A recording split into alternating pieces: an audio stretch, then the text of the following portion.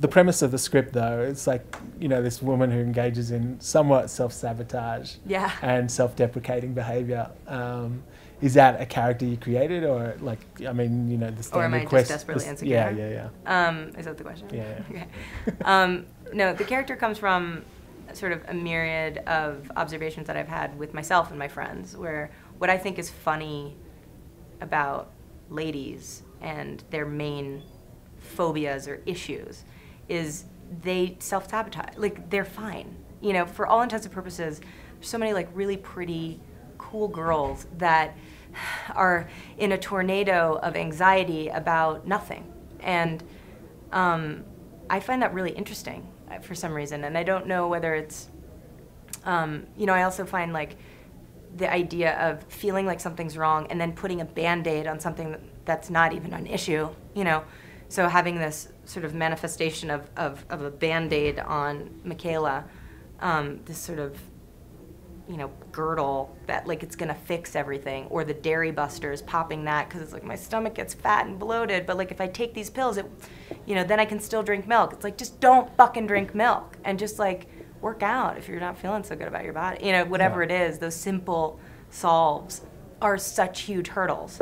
And I relate to that, and certainly my friends do. So I found that interesting and really funny because it's sort of tragic, but small. It's a small issue. Yeah. It seems so big. So is this what happens when you're on set? Like, let's say it's complicated or no strings or something, and you have that extra couple of hours in the trailer.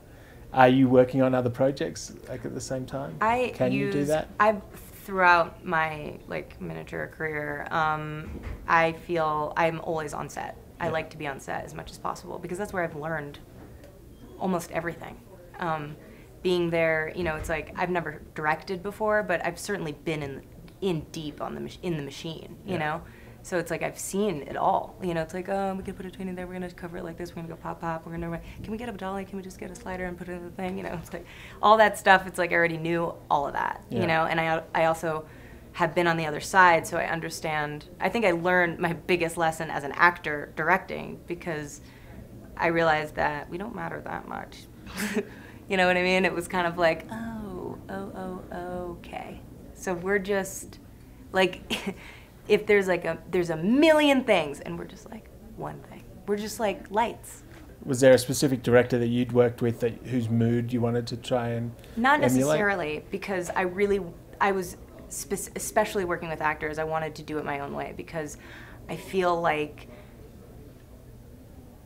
I can, the one thing that I will say that I wish somebody would tell me, and I love a great director who can see where I default to and rub me out of that, and then, you know, and exercise restraint. So that's always my thing with actors. It's like, you know, especially with comedic actors, because it's like everything's so alive with comedic actors. You know, it's like they're so listening, and it's like, you know, it's all that timing, and it's this great rhythm, and but you know, you can default to something too big, or you know it works, so you just kind of do it over and over again, as opposed to like shaking it up and getting subtleties.